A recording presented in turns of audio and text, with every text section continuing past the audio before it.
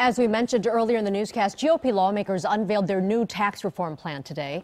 The House proposal reduces the 7 current income brackets to 4, raises the child tax credit, and leaves popular 401k retirement accounts intact.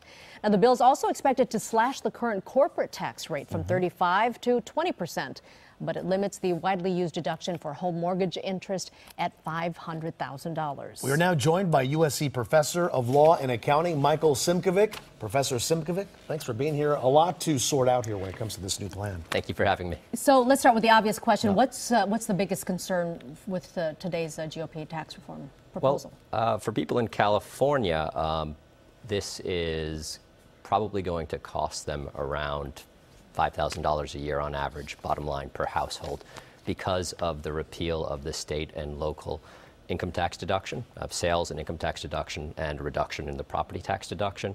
And for homeowners, many homeowners will lose a portion of the deductibility of their mortgage interest, at least new homeowners, which will depress housing prices. So people who have homes now, who are hoping to sell them, probably will not be able to get as high of a price as they would have if this were not implemented. Okay, I'm sorry, you'd actually skipped to my second question was to be, how is it that it will more negatively affect people in California? Right. Okay, so you just talked about that, but just in like the whole picture, right. Would you see anything wrong with the proposal? Right, so California is a state which has relatively high property values, relatively high incomes, and relatively high taxes.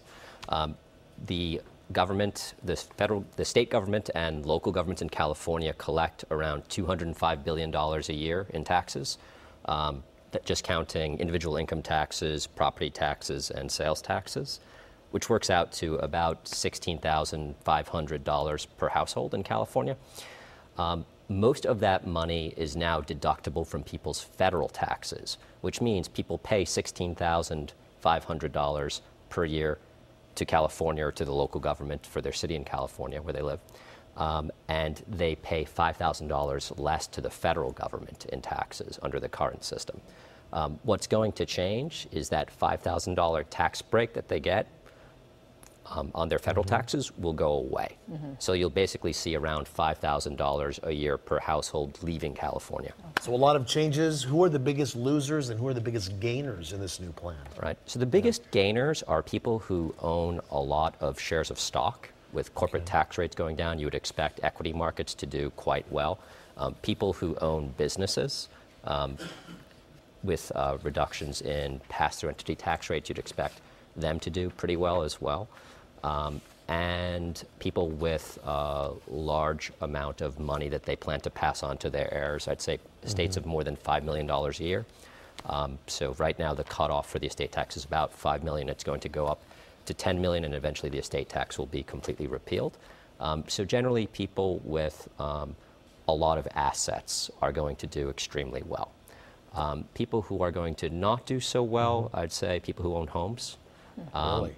Yes, especially people who own homes that cost more than about $550,000 to $600,000. In California, recent median sales price for a home recently was $560,000. And if it just grows 4% a year, within 10 years, it'll be more than $800,000. So most homeowners in California are going to get hit. Yeah. All right. Professor, thank you so much for coming in and sharing with us your insights today. Sure, absolutely.